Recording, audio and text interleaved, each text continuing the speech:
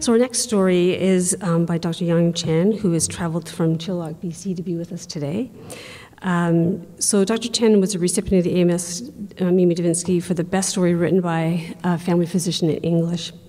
Dr. Chen completed her medical school at the University of Alberta, followed by her residency in family medicine in Chilliwack through the University of British Columbia.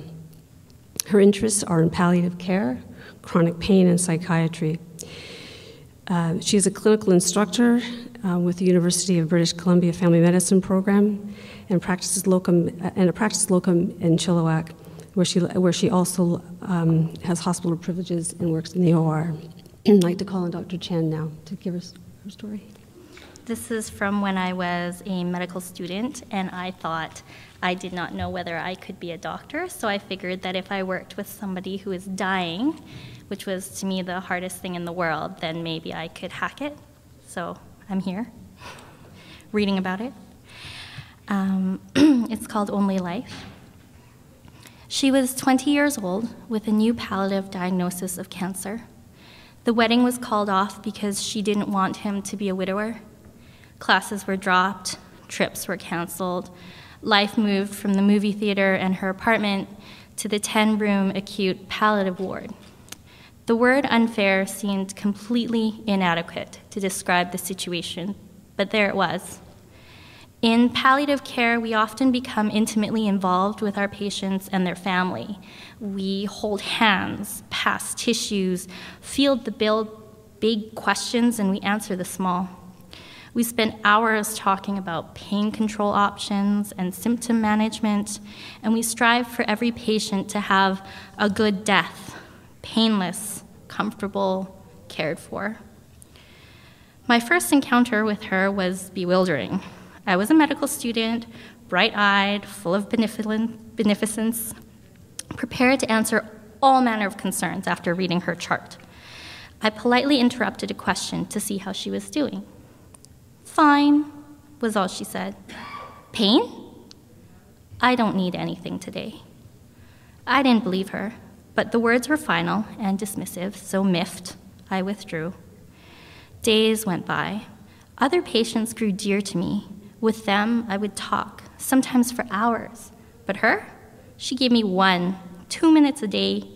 When, clearly weakening, she was nevertheless fine.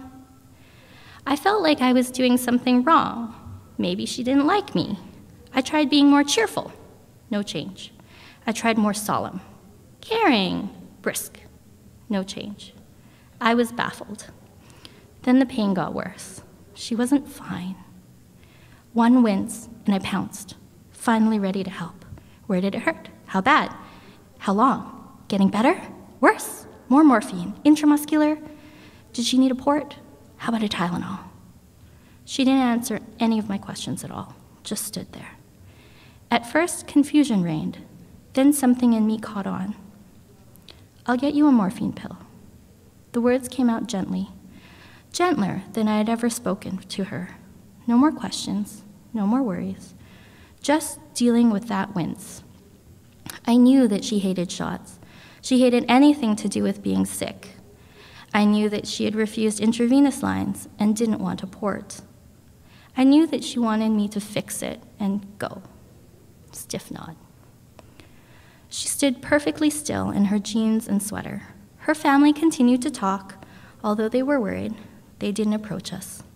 She didn't look at me, just waited patiently for the medication. Once the morphine kicked in, she relaxed and rejoined her family as if nothing had happened, not a word to me. I learned to circle surreptitiously.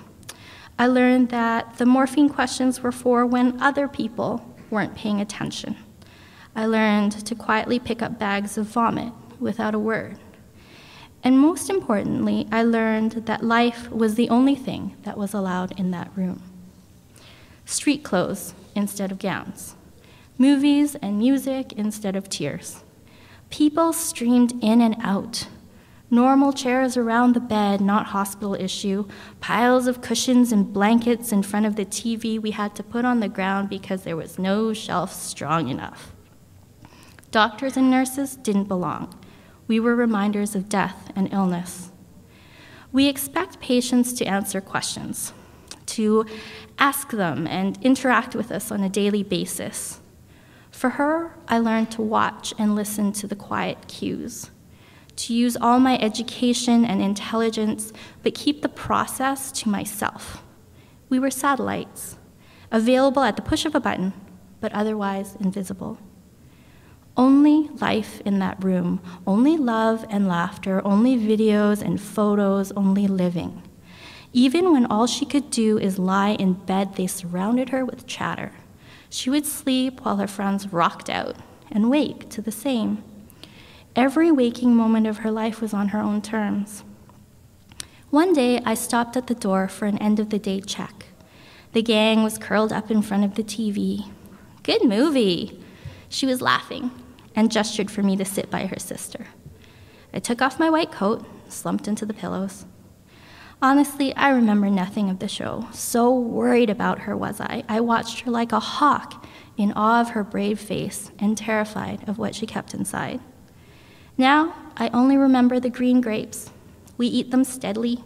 Every once in a while, she would lean to the right and vomit into a lined McDonald's bag. She did this without blinking. Without blinking, we pretended not to see. Death came peacefully.